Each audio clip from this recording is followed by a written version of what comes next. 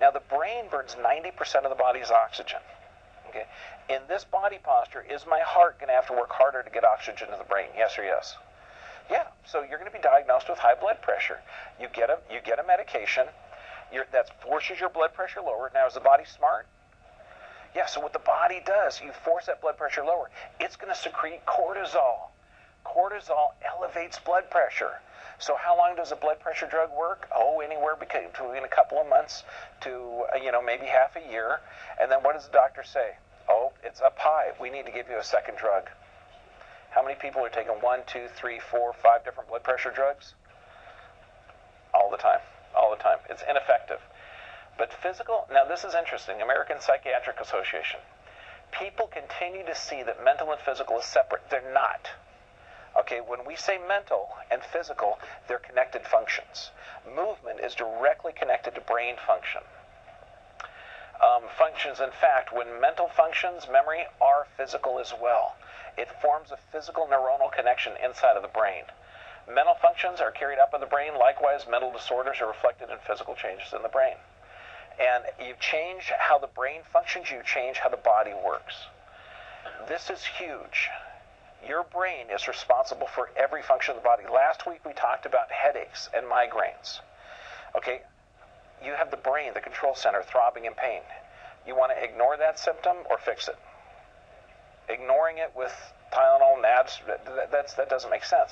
Understand this brain controls every function of the body. It controls the heart rate. It controls blood pressure, controls limb movement, all visceral functions. It controls digestive functions, controls immune system, controls your body's ability to fight cancers.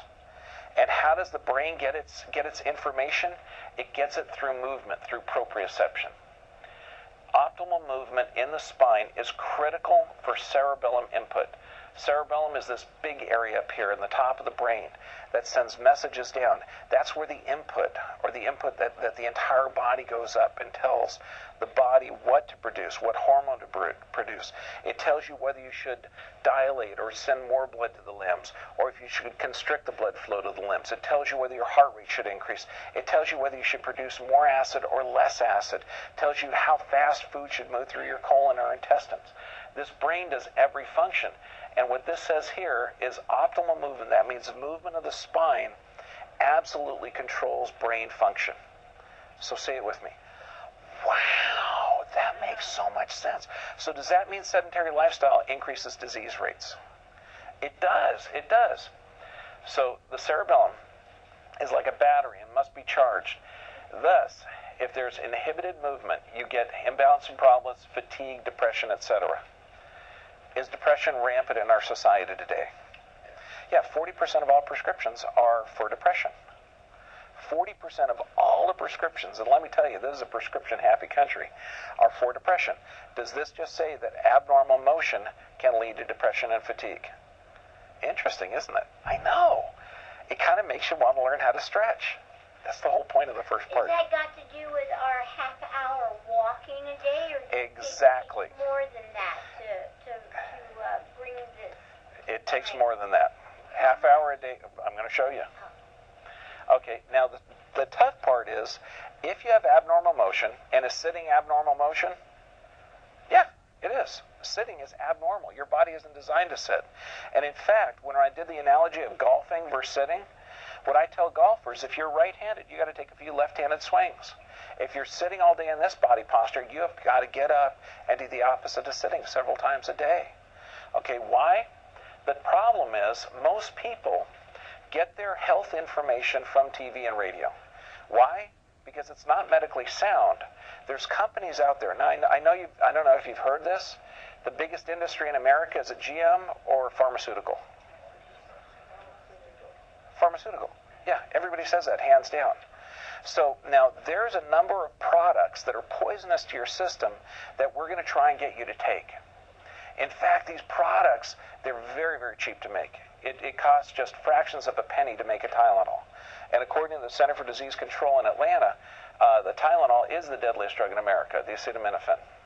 So now for me to get you to take this drug that I can sell for about between $7 and $14 a bottle, and it costs me just pennies to make, I'm going to advertise that product. Okay, and I'm going to advertise this as the pain relievers doctors recommend most. I'm going to advertise this as gentler and safer on your stomach. Okay, it's extremely toxic to the liver and will kill you. Okay, it kills more people than heroin, cocaine, all illicit drugs combined. Okay, but I'm not going to say that in the advertisement, because remember, there's a product that I'm trying to give to you that's poisonous to your to your system to cover up symptoms. Okay, does that make sense? So most people, if they have a toxic lifestyle where they're taking not good food products and a sedentary lifestyle, they get their information to solve the symptoms from the pharmaceutical industry. So that's not effective. And the tough part is 93% of all drugs are for symptoms. And I was going under the impression that your body's smart, it gives symptoms for a reason, and it's built by God. Does that make sense?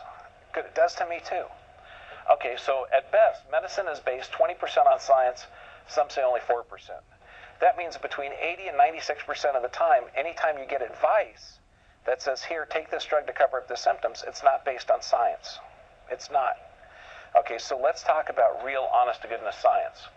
Every time your heart beats, 25% of that blood goes to the brain.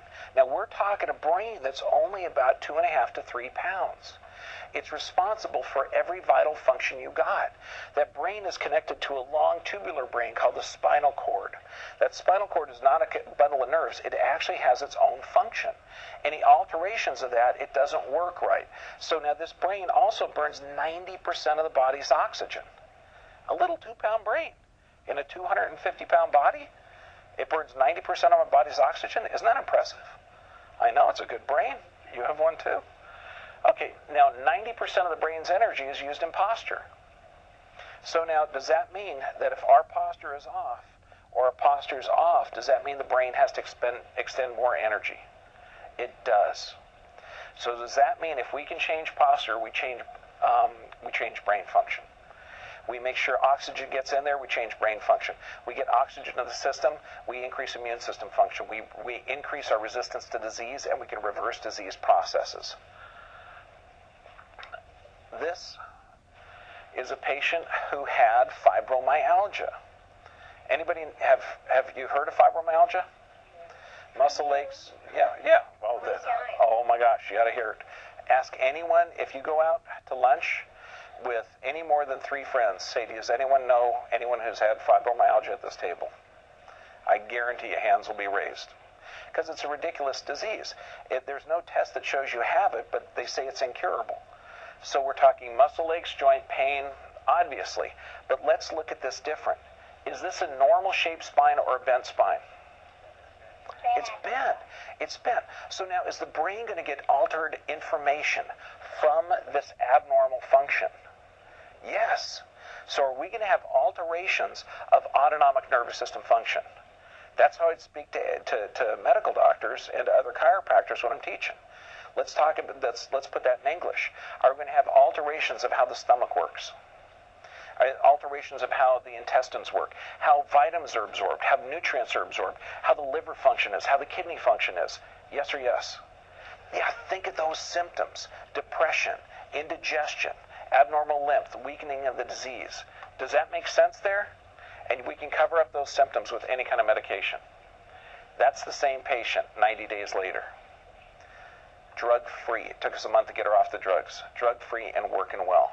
But also, look at this. Think there's an alteration in brain function. Yes? I know. This is exciting stuff.